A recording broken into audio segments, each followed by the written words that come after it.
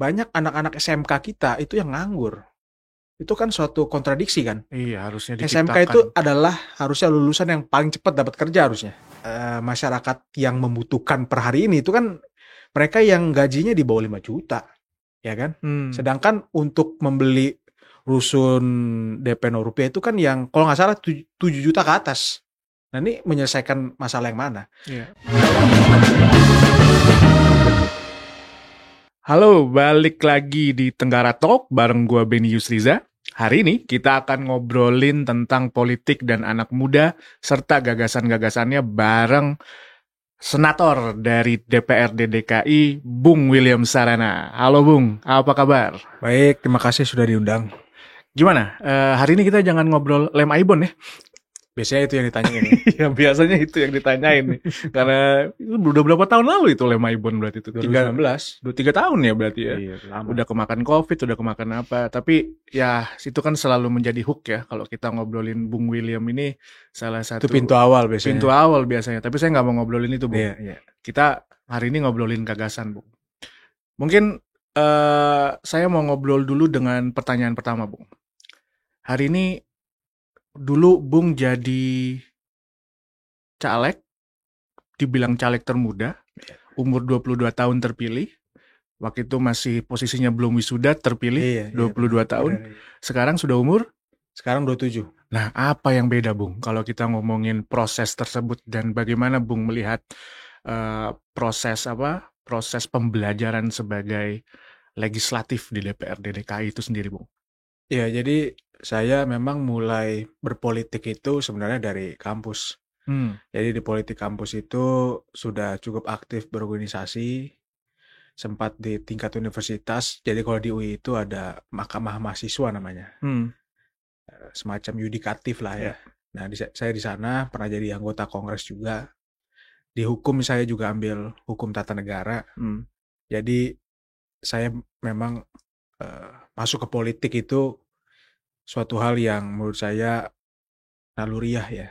Naluri ya? Ya. Saya memang punya komitmen, punya passion di sektor publik. Saya waktu itu ada beberapa pekerjaan yang saya incar ya. Waktu itu saya mau jadi hakim. Tapi karena proses penutupannya cepat ya, saya tidak mendaftar. Akhirnya saya daftar caleg. Dan terpilih dari Jakarta Barat. Yang berubah saya kira tidak ada hal signifikan ya yang berubah ya. Karena itu proses yang terjadi secara natural ya. Nggak ada perubahan signifikan. Dan mungkin karena ini juga saya pekerjaan pertama juga kan. Pekerjaan pertama iya, ya? Karena tidak ada background swasta juga. Jadi benar-benar dari kampus itu. Ya karena sudah berorganisasi ya. Jadi paham juga nih soal trik-trik politik, soal siasat-siasat politik. Walaupun di kampus itu masih levelnya mikro ya. Tapi saya bandingkan dengan politik praktis yang ada di Jakarta misalnya. Itu sebenarnya mirip-mirip sih. Tapi soal skalanya aja. Skalanya aja. Jadi saya nggak terlalu kaget sebenarnya. Masih bisa dibilang seperti itu. Itu gimana tuh Bung maksudnya skalanya? Apakah politik praktis di UI hampir sama dengan politik praktis di level kota gitu atau level provinsi atau gimana itu? Iya, jadi kalau di kampus itu ya saya nggak tahu ya di kampus lain ya. Ketika kita masuk ke organisasi seperti BEM ya, terus Dewan Perwakilan Mahasiswa atau kayak saya di Mahkamah, itu mereka kan melalui proses pemilihan kan. Jadi UI itu kayak miniatur negara lah.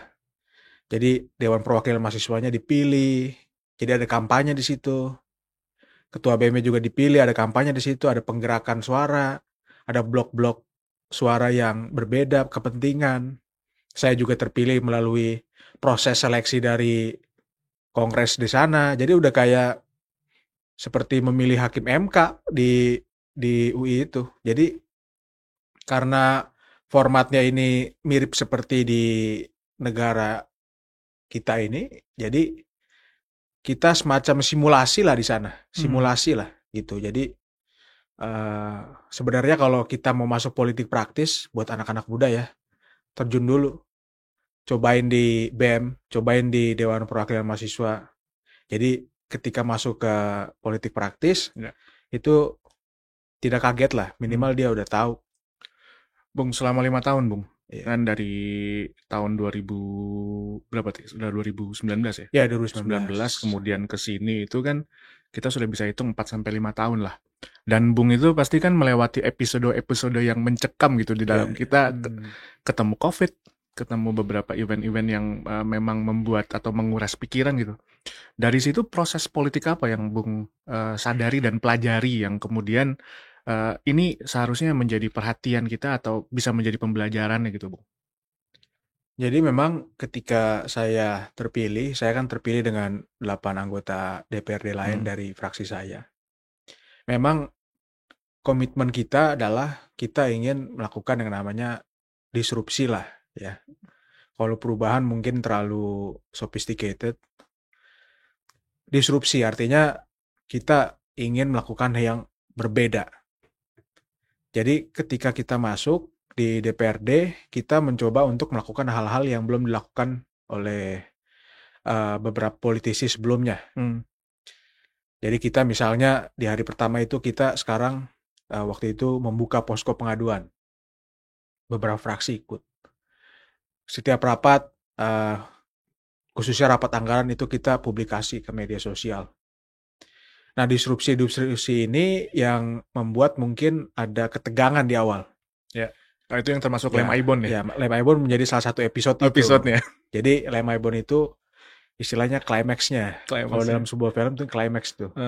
Dia yang menjadi titik paling tinggi sehingga itu menjadi keramaian. Berarti bisa saya bilang lem Aibon itu bukan datang dari misalkan strategi yang tidak matang, berarti memang itu direncanakan ya pada saat itu ya? Sudah, jadi sebelum lem Aibon bahkan udah beberapa episode sebelumnya yang sebenarnya sudah mendisrupsi, sudah suatu hal yang tidak normal. Ya.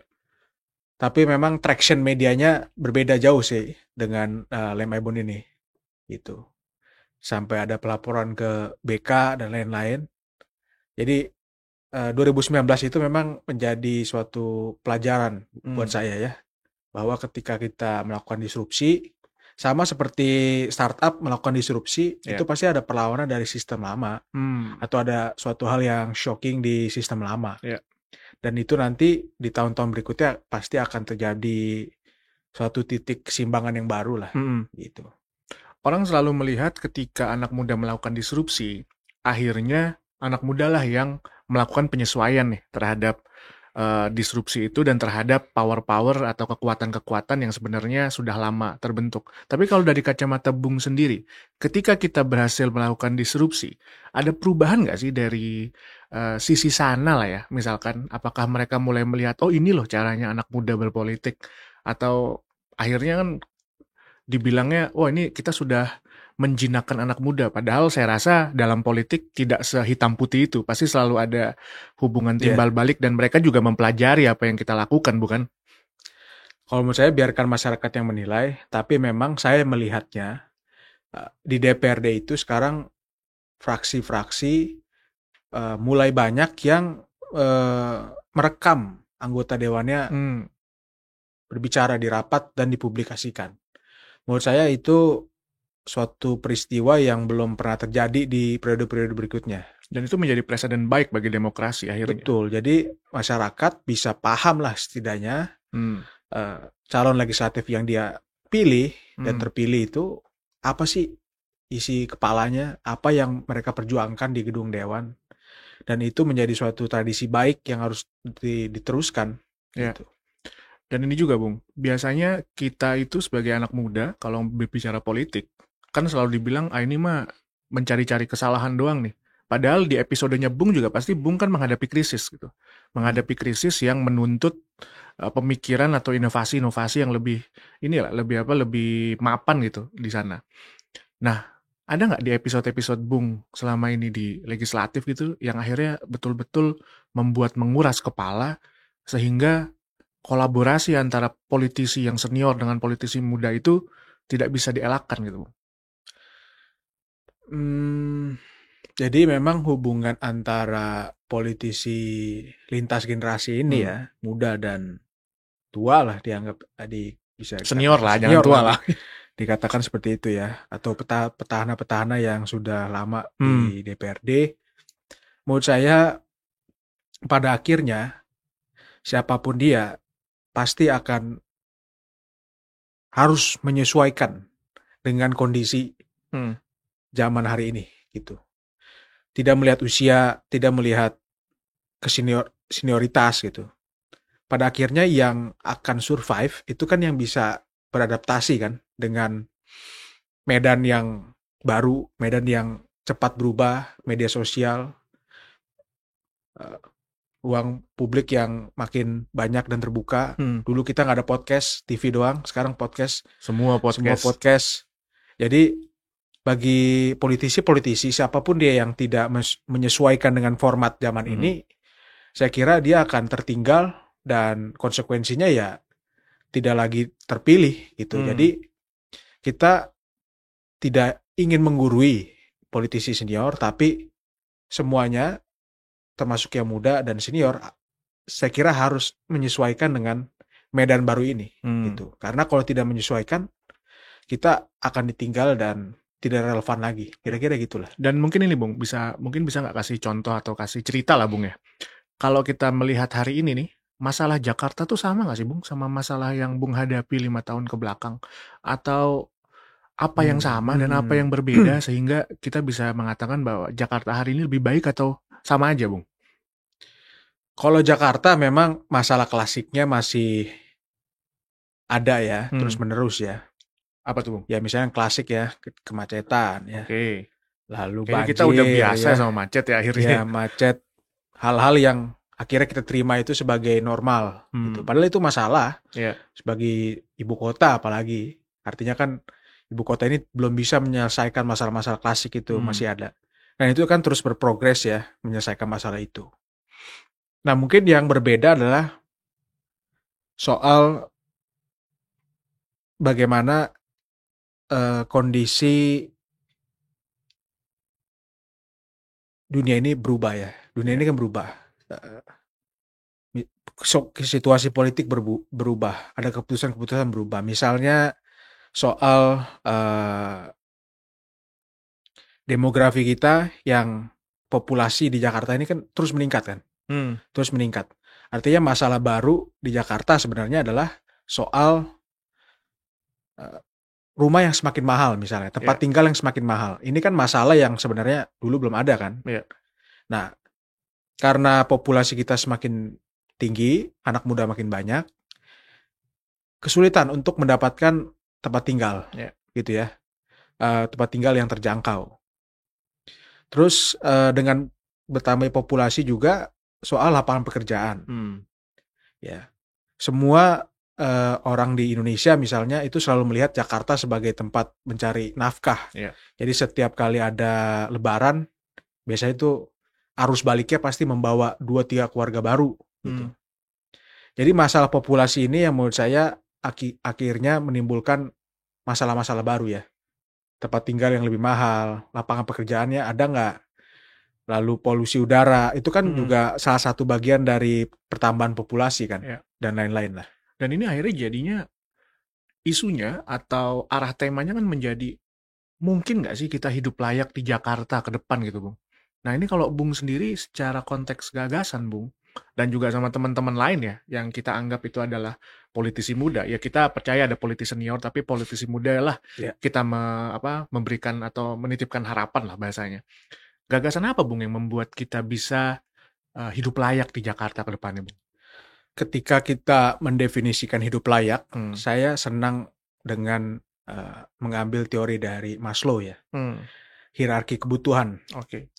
Hierarki kebutuhan Maslow itu paling dasar itu sangat-sangat biologis ya. Misalnya soal kecukupan dia makan, mendapatkan tempat tinggal, dan lain-lain lah. Ini di level yang paling bawah dalam piramida Maslow itu. Paling tinggi kan aktualisasi diri, ya. Aktualisasi diri. Nah, menurut saya tugas pemerintah adalah untuk memenuhi piramida paling bawah Hmm. dari struktur yang diteorikan oleh si Maslow ini. Hmm. Menurut saya kalau piramida paling bawah ini sudah tercukupi oleh pemerintah, menurut saya masyarakat kita akan lebih bahagia. Kebutuhan dia tidak hanya soal fisik saja nanti, soal kebutuhan biologis, tapi nanti akan lebih tinggi lagi untuk kebutuhan psikologis. Yeah. Saya percaya kalau kebutuhan biologisnya belum tercukupi, kebutuhan psikologis dia itu tidak akan tercapai. Dan saya kira ini tugas pemerintah. Paling dasar adalah memenuhi kebutuhan paling dasar dari warga Jakarta. Yeah. Gitu. Oke Bung, kalau kita kembali tadi misalkan salah satu kebutuhan dasarnya itu adalah yang Bung tadi sebutkan itu. Kita bisa tinggal dan kita bisa mempunyai hunian lah misalkan. Terbukti salah satu program DP 0% berjalan di tempat. Nah kalau Bung sendiri nih, kalau misalkan ditanya sama konstituen nanti, gimana Bung William nih kalau kita bisa punya rumah anak muda atau kita bisa mendapatkan hunian yang terjangkau? Ada nggak sih Bung ini formulanya lah, formula yang bisa ditawarkan gitu Bung? Jadi kalau soal tempat tinggal ini yang terjangkau, kondisi hari ini kan yang terjangkau bagi anak muda itu adalah kota-kota satelit, ya kan? Tangerang, Bekasi, Bogor, dan lain-lain. Itu masih terjangkau oleh mereka. Tapi ketika masuk ke tengah kota, rumah yang terjangkau ini semakin kecil. Mungkin bisa di bawah 70, 50, bahkan sekarang ada yang 30 meter persegi itu dijual. Dan itu tidak terbayangkan 10-15 tahun sebelumnya. Orang tua kita mungkin tidak terbayangkan rumah ini rumah semakin kecil. Dan harganya juga nggak murah-murah banget. Nah menurut saya kalau kita mau progresif, kita harus bisa berubah gaya hidup dari rumah tapak jadi rumah vertikal. Gitu. Nah konsekuensinya adalah tentunya pasti ada relokasi, ya, ada perubahan fungsi bangunan yang selama ini ada, gitu. Jadi kita contohlah Singapura ya. Singapura itu banyak rusun-rusun, apartemen-apartemen.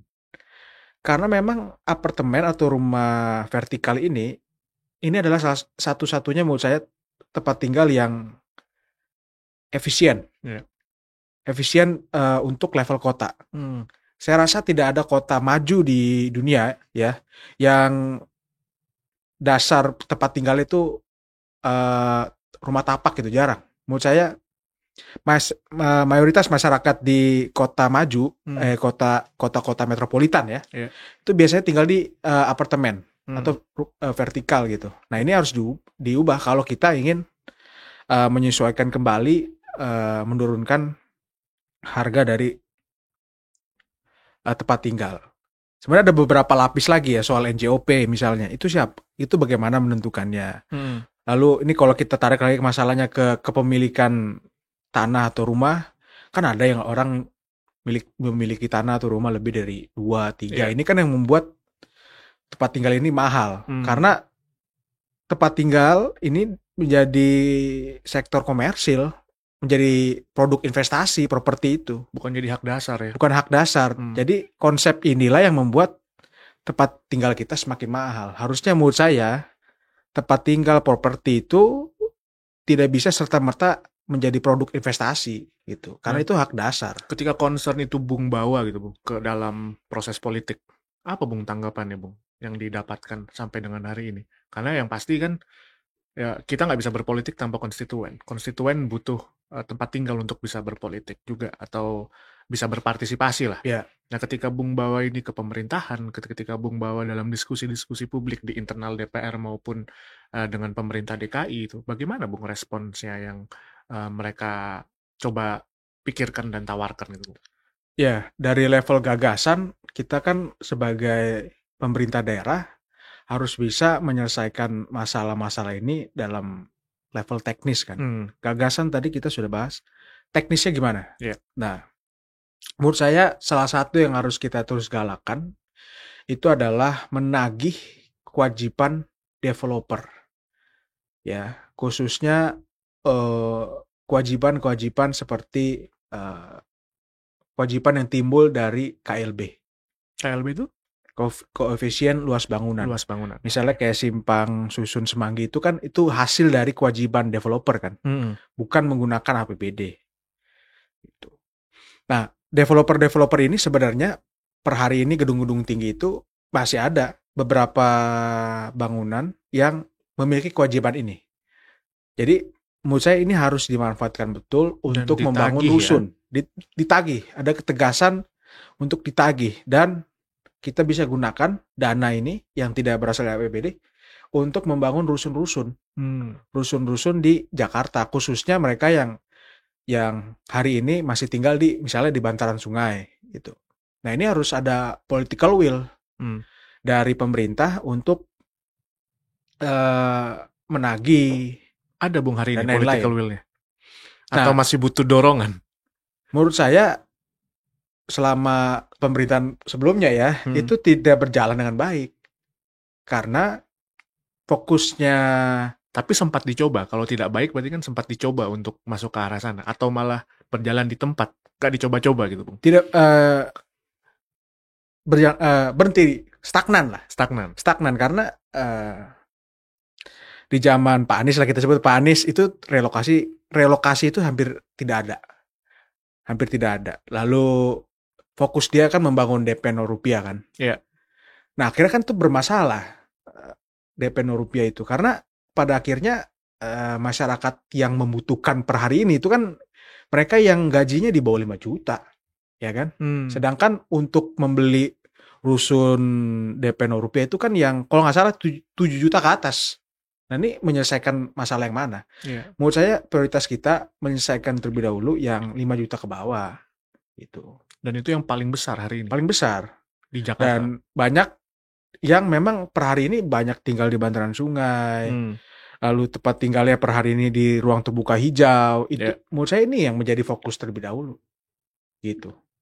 Dan sebenarnya secara desain, secara kebijakan ada, tapi lagi-lagi political will yang kita harus tuntut hari ini.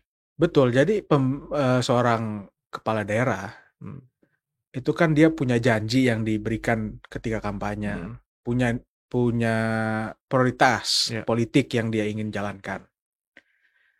Sebenarnya kalau dia punya prioritas yang politik yang tepat, itu birokrasi akan ikut. Jadi sebenarnya tidak ada halangan-halangan birokratis. Kalau supirnya punya arah yang benar, mesin akan ikut. Jadi ini supirnya nggak benar nih? Menurut saya arahnya nggak benar. Arahnya yang nggak benar? Iya. Oke. Bung, sebenarnya kita kan kadang-kadang ngomong aspirasi ini, jangan-jangan ini ngomongin ini cuma angan-angan dan cita-cita doang nih. Cita-cita dari kita yang para memikirkan itu. Tapi kalau di bawah, Bung, aspirasi-aspirasi anak muda tuh relate nggak sih, Bung, sama yang dipikirkan di atas ini, Bung? Atau dipikirkan di ruang-ruang politik ini, Bung? Atau jangan-jangan mereka punya aspirasi lain ketika Bung melakukan turun ke bawah dan juga berbicara dengan anak muda langsung? Ya, saya berinteraksi dengan mereka. Saya juga anak muda ya, teman-teman saya juga seusia. Pasti nongkrong lah. Ya, 30 tahun ke bawah nongkrong. Banyak kekhawatiran mereka.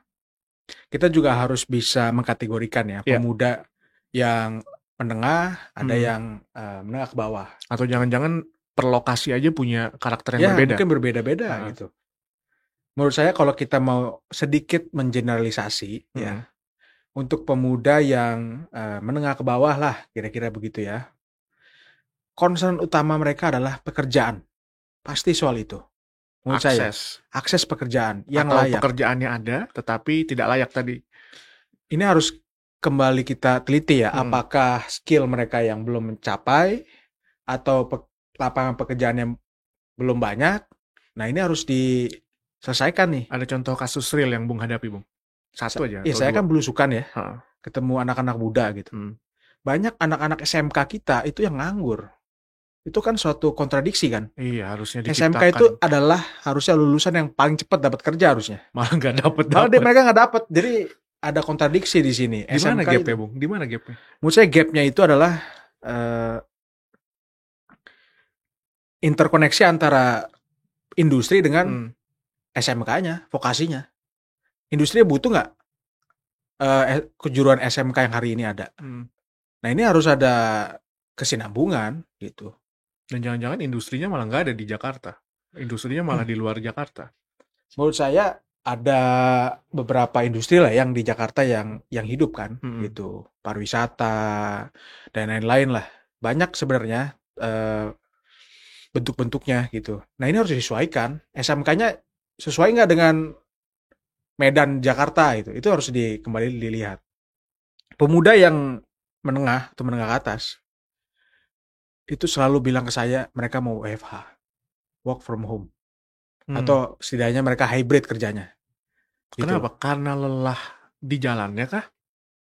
Karena mereka merasakan zaman COVID mereka hybrid kan, bahkan di rumah saja kerjanya, dan mereka menemukan kenyamanan di sana dan produktivitas tetap terjaga.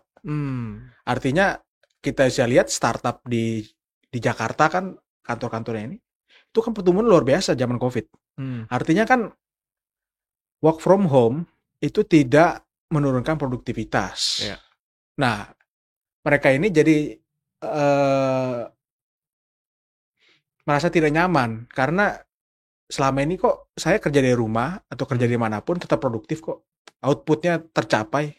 Kok sekarang saya harus ke kantor, ada biaya transportasi, sekarang ada polusi, ada, mereka menganggap ini tidak efisien dan mengganggu apa yang mereka sudah rasakan sebelumnya. Mungkin ini Gen Z kali ya, banyak kerja Gen Z ini yang baru pertama kali kerja langsung COVID ya. COVID. Terus di rumah bisa 2-3 kerjaan diambil kan. Ini emang sumber-umuran saya memang Gen Z ini kan 20-an.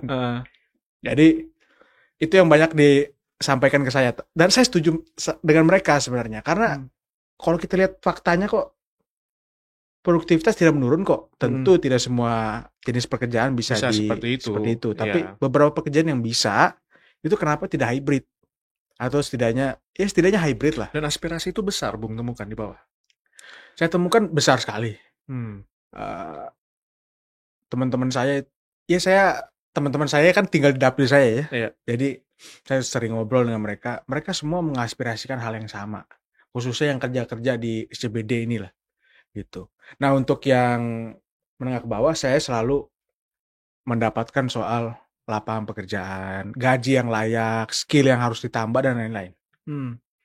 Ya, untuk penyelesaiannya ada yang sudah ditawarkan kepada pemerintah, ada yang sudah coba untuk didorong, misalkan penambahan, ya kita kan ada kartu prakerja dan lain-lain kemarin, tapi itu kan levelnya nasional ya Bung. Tapi khusus Jakarta ada inovasi-inovasi yang Bung temukan.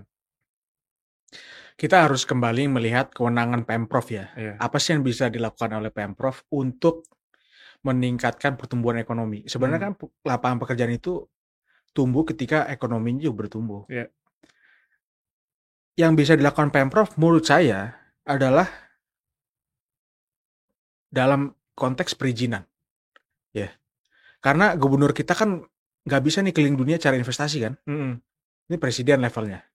Kalau di negara-negara lain tuh gubernur bisa keliling dunia katanya untuk cari investasi khusus kotanya. City-city ya. Jadi kalau gubernur kita atau gubernur-gubernur daerah lain itu sepertinya terbatas untuk keliling dunia dan mencari investasi. Artinya investasi bisa dikatakan di level pemerintah pusat nih untuk menemukan pertumbuhan ekonomi. Pemerintah daerah menurut saya tugasnya adalah membuat perizinan yang harus dilakukan oleh perusahaan-perusahaan ini mudah, sehingga entry barrier orang untuk menjadi pengusaha itu mudah gitu. Hari ini masih dianggap sulit. Menurut saya Undang-undang Cipta Kerja. Menurut saya Ciptaker kan baru ya, belum bisa terlihat ya. Karena ease of doing business kita itu kan masih di level-level yang sama kan, gitu. Banyak sekali perizinan yang harus dilalui oleh seorang entrepreneur untuk membuka usahanya itu banyak sekali dan lama. Itu masih dirasakan lama. Mereka mulai dari tanahnya, lalu perizinan dagangannya, dan lain-lain. Banyak sekali dan rasanya masih lama dan jadi menjadi rahasia umum calo-calo itu masih banyak. Calo apa tuh maksudnya Mas? Ya calo-calo untuk mempercepat perizinan gitu. Jadi ini jadi lapangan pekerjaan baru nih. Calo-calo ini kan Saya baru dengar lagi tuh calo ternyata masih ini ya, masih. masih rame di Bahkan sini ya. bahkan untuk membangun IMB misalnya ini, Heeh. IMB rumah itu masih ada beberapa oknum yang harus pakai calo gitu. Dengan segala macam upaya online dan segala macam Online dan tetap ya. sebagainya tetap ada itu. Politik-politik perantara Nah nggak ini bisa hilang. perizinan-perizinan kayak gini, ini kan dasar banget ya. Kenapa kita nggak bisa selesaikan gitu loh? Menurut saya harus Kenapa bisa. Bung di Jakarta? Apa yang bisa jadi ini Bung apa inovasi yang baru gitu atau bisa jadi Inovasi gobrakan? yang dilakukan Pak Jokowi kan PTSP kan Ya, namanya ya. ya itu kan Jokowi kan. Ya, Maksudnya di level ya, Jakarta itu Bung. ya, ya. PTSP kan awalnya di Jakarta kan sama Pak Jokowi Heeh. kan dinasionalkan. Iya. Nah, ternyata PTSP ini pun akhirnya tetap ada calo-calo ya. Hmm. Tapi mungkin berkurang dari zaman sebelum PTSP. Ya. Nah sekarang tetap ada nih, tetap ada ya. Menurut saya kita harus kembali melihat perizinannya. Oke. Perlu nggak seperti ini, seperti ini, seperti ini? Misalnya 10 langkah. Kenapa nggak 5, 3 atau 2 itu? Kenapa harus 5, 10? Kenapa harus ke RW dulu misalnya? Iya. Ke RT dulu misalnya. Terus misalnya lagi banyak lah lapisan-lapisan perizinan gitu. Apalagi soal pertanahan itu panjang lagi, rumit lagi ya, mahal lagi. Jadi belum ada lagi kepastian hukum juga.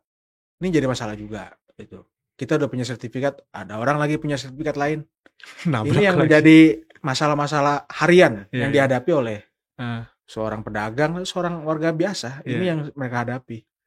Oke Bung, hidup layak tadi tema yang Bung angkat.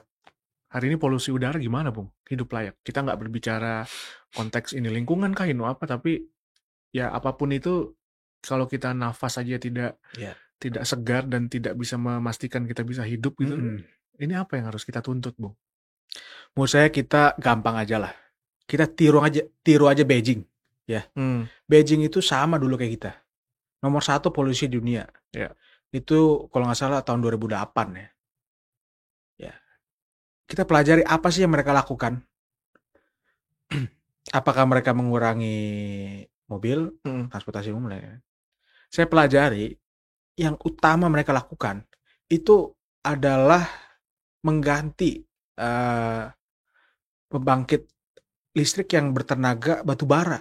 Jadi situasi Beijing ini sama dengan kita, dikelilingi oleh pembangkit yang sumbernya dari batu bara gitu. Nah menurut saya Jakarta juga mengalami hal yang sama. Artinya ada pembangkit-pembangkit di sekitar Jakarta ini yang sumbernya dari batu bara. Nah ini harus diganti dengan energi terbarukan gitu ya. Saya yakin betul ini jadi sumber utama. Kenapa? Karena pas COVID mobil nggak ada di jalan, polusi udara kita masih tinggi loh. Saya ingat betul kita waktu itu polusinya masih sangat tinggi. Ketika mobil aja nggak ada di jalan. Artinya kan sumber masalahnya ini bukan di situ ya. Bukan tentu kendaraan menyumbang, tapi yang utama menurut saya adalah soal yang berbasis batu bara ini. Gitu. Nah menurut saya Jakarta dan pemerintah pusat harus bisa bagaimana caranya mengurangi ini gitu. Ya tentunya jangka panjang energi terbarukan. Jangka tapi pendek? Yang ilegal misalnya. Lalu apakah mereka sudah memenuhi standar-standar? Kan untuk membuang asap ke udara itu ada standar-standar sebelumnya kan, yang harus mereka penuhi, filter-filternya itu ada, saya lupa lah istilahnya, tapi apakah ini sudah dijalankan semua oleh perusahaan-perusahaan itu? Nah ini harus dievaluasi. Kalau jangka pendek sudah ada perbincangan di internal DPRD kemudian dengan pemerintah gitu, ini kita harus apain nih, karena hari ini yang teriak itu bukan karena mereka tidak melihat asapnya, tapi yang teriak itu karena sudah mulai anak saya kemarin baca berita 2 bulan batuk tidak berhenti, misalkan. Ini secara jangka pendek apa yang sudah dibicarakan, Bung? Menurut saya yang kita sudah bicarakan dan dilakukan itu di level Pemprov itu lebih banyak mengontrol kendaraan ya, uji emisi, lalu penegakan hukum di bidang uji emisi, lalu soal ganjil genap misalnya ada wacana 24 jam waktu itu dan lain-lain lah. Jadi selalu di ruang mengontrol kendaraan nih, kendaraan dikontrol. Nah, saya lihat Pemprov juga sudah mulai menertibkan nih beberapa industri-industri ya yang ada di Jakarta. Beberapa berita saya sudah lihat juga gitu. Tapi memang belum signifikan lah. Belum signifikan. Saya akui belum signifikan. Oke. Tapi berarti akan ada obrolan-obrolan lagi pasti kan, Bung, untuk ke sana kan? Pasti harus ada evaluasi. Karena kalau saya pribadi nih, Bung, mungkin permintaannya LRT jangan sampai jam 7 lah. Sampai jam 11 kayak Iya benar itu. Itu kan kalau kita mau mengurangi kendaraan kan kita harus memperpanjang transportasi umum kan waktunya kan. Iya itu benar itu. Karena masalahnya dipikirkannya itu abis kita kerja pasti pulang. Benar. Kan untuk memutar ekonomi abis kita kerja harus nongkrong, Bung. Iya benar. Dan belum tentu pulang jam 7 kan? Iya, nggak ada yang pulang jam 7. Bilang kok ini LRT cuma sampai jam 7 malam gitu. Terus nongkrongnya kapan kan ya, gitu itu kan. jadi evaluasi. Ya, mungkin itu bisa lah, Bung, kita titip-titipkan. Iya, tapi Bung, ini menyambut politik elektoral, Bung. Iya. Bung akan nyalon lagi DPRD, Bung? Nyalon lagi. Dan kalau kita berbicara hari ini, Bung, apa tantangannya ketika Bung itu bersama PSI dan kedua kali ini kan bersama PSI lagi ya? Iya. Ada nggak kerasa tantangannya? Karena kan politik elektoral kita hari ini nggak bisa dipisahkan dari kendaraan yang membawa kan? Iya. Apa, Bung, tantangan hari ini, Bung? Tantangan hari ini tentunya menurut saya kita lihat medannya. Di tahun 2024 itu berbeda dengan 2019. 2024 ini kampanye hanya 2 bulan setengah. 2019 ini 6 bulan. Itu beda jauh ya? Beda jauh ya? Beda jauh. Menguntungkan petahana, Bang. Menguntungkan petahana sebenarnya. Tapi kan sebenarnya kampanye udah dimulai sebelum hari titik dimulai start ya. Iya. Tapi sebenarnya menguntungkan petahana, benar itu. Karena belum bisa sosialisasi belak-belakan ke nomor urut, belum bisa. 2 bulan. Tapi tantangan buat kita kan, partai baru, partai non parlemen lah, untuk menyosialisasikan diri. Tantangan itu. Yang kedua, di 2024 itu selain pemilihan nasional Februari, juga ada pilkada kan, November. Hasil perolehan suara di DPRD bulan Februari di Jakarta itu akan menentukan pencalonan gubernur bulan November. Jadi tantangannya berat dalam arti 2024 ini kita nggak akan berhenti ngomongin politik. Iya. Terus intens. Dan juga itu memenangkan saya dan harus memenangkan partai. Memenangkan partai dan memenangkan diri sendiri gitu kan. Kemudian hari ini semua partai yang tadinya nasionalis kemudian mengambil ceruk anak muda semua. Iya. Terus PSI melihatnya bagaimana, Bung? Karena akhirnya nggak eksklusif lagi PSI ini sebagai partai anak muda, karena mau nggak mau mereka kan harus melirik kepada para pemilih baru kan, karena itulah masa depan para pemilih. Ini akan ada tantangan ini nggak? Kalau kita ngomongin konteks brand gitu kan, kita harus membuat brand awareness position yang baru nggak sih PSI ini?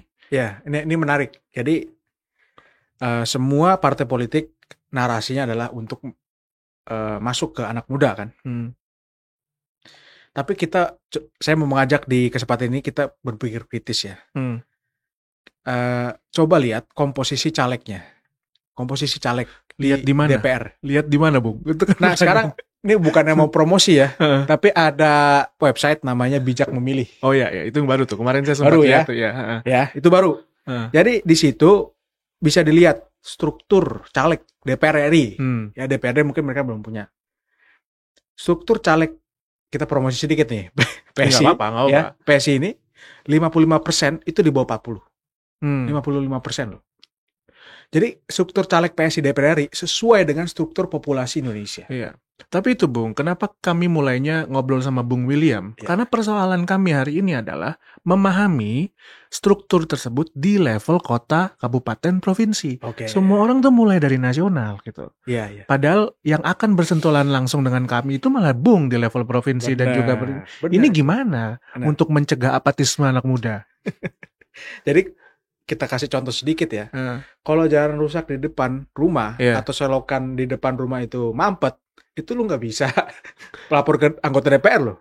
Karena mereka mitranya bukan Pemprov kan. Iya. Jadi ini penting sebenarnya itu lebih konkret. Menyelesaikan masalah mereka sehari-hari ya. Sampai hari ini, Bung, saya nggak tahu siapa yang akan jadi calon DPRD di daerah saya. Betul. DPR semua kan. DPR level. Iya. Atensi kita ke sana. Ke sana. Jadi ini PR memang. Kita di Jakarta jauh lebih baik karena nggak ada tingkat 2, ya kan? Artinya masih level tingkat 1, artinya perhatian masyarakat itu masih bisa dibagi. Jadi bagaimana caranya kita ini sebagai masyarakat gitu ya, paham sih sebenarnya, mereka harusnya paham ya. Mungkin ini kesalahan juga dari struktur pendidikan kita ya, di SD, SMP, SMA. Belajar PKN itu masa sih nggak paham lu bedanya DPR itu apa gitu, DPD itu apa gitu. Ini kan dasar sekali ya gitu. Ini mungkin ada kegagalan sistem pendidikan lama mungkin soal politik. Makanya kalau field study tuh ke Ancol gitu ya, bukan ke DPRD gitu ya. Jadi nggak seneng. Harusnya mereka diantar ya, dikelilingin gitu loh, dengan struktur permintaan. Cita-cita anak-anak tuh nggak cuma pilot sama pemadam kebakaran gitu. Mereka bisa jadi cita-cita lain karena mereka nggak kepikiran loh. Mereka cuma dikasih contoh pekerjaan tuh ini. Iya ya, rata-rata ini. Mungkin kalau di politik cita-citanya presiden, tapi nggak ada yang cita-cita ketua DPRD gitu ya. Nggak ada yang cita-cita jadi ketua partai politik. Ada, padahal kan sama-sama penting. Iya. Gitu. Jadi mungkin ya kita ini yang harus kembali menyuarakan ya, bahwa ya kita harus tahu bedanya ya, DPR itu apa, DPD itu apa, DPRD itu apa, bedanya kewenangannya apa gitu. Dan DPR ini jangan dilupakan, karena memang format kita ini pemilu serentak sih, ya. Pemilu serentak, jadi kampanye itu berlangsung bersamaan, presiden dan lain-lain. Tentu fokusnya ke presiden, fokusnya kedua baru ke DPR, baru yang ke bawah. Padahal kalau melihat kebutuhan mereka sehari-hari, sebenarnya mereka harusnya lebih banyak berinteraksi dengan anggota DPRD. Persis sih Bung, kalau saya hari ini nuntut gitu. Siapa yang akan menjadi calon di DPRD, karena itulah yang pertama kali akan saya tuntut. Betul. Kalau ada banjir di depan mata, ada apa kan, misalkan. Dan pertanggungjawaban mereka lebih konkret, gitu. Tapi kalau PSI sendiri, Bung, Bung sendiri optimis nggak akan masuk ke DPR? DPR RI di PSI. pemilu ini, atau memang Bung akan fokus kepada apa yang ada di depan mata dan kita perkuat gitu? Kalau saya kan kebetulan saya di DPP juga ya. Jadi saya yakin PSI ini lebih besar di 2024. Hitungannya seperti apa? Di 2019 kita cuma punya 3.000 caleg bertarung di se-Indonesia. Di 2024 kita ada sekitar 16.000 caleg bertarung di dapilnya masing-masing. Dengan 3.000 caleg kita mendapatkan 1,89%. Sekarang kita udah punya anggota DPRD, punya struktur kepengurusan lebih bagus, caleg lebih banyak. Secara hitung-hitungan matematika gitu ya, walaupun politik bukan matematika, tapi harusnya kita lebih dari 1,89 dan bisa mencapai 4%. Menurut saya dengan modalitas yang lebih kuat hari ini, logikanya secara rasional harusnya naik.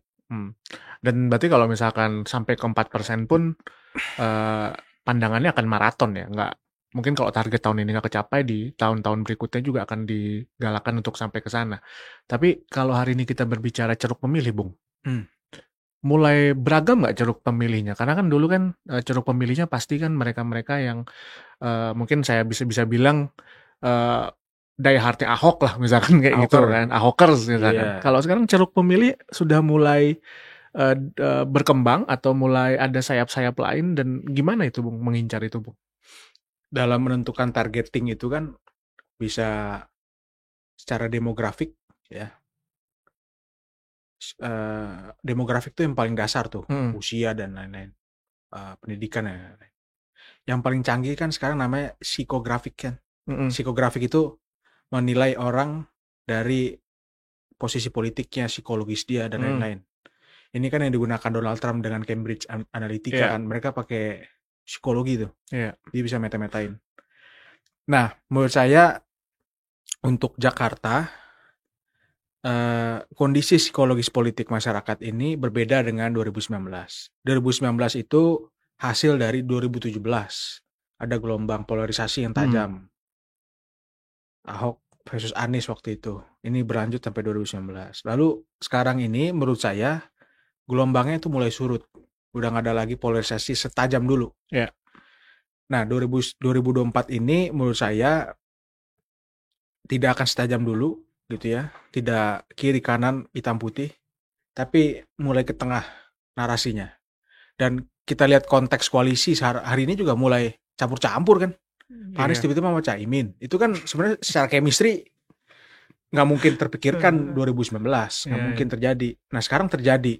Jadi sekarang mikirnya teritorial aja. Bagaimana dapat suara sebanyak-banyaknya. Jadi saya pikir di tahun 2024 ini tidak akan lagi mempersoalkan identitas. Yaitu tapi mempersoalkan yang hari ini sudah ramai, lanjut atau berubah.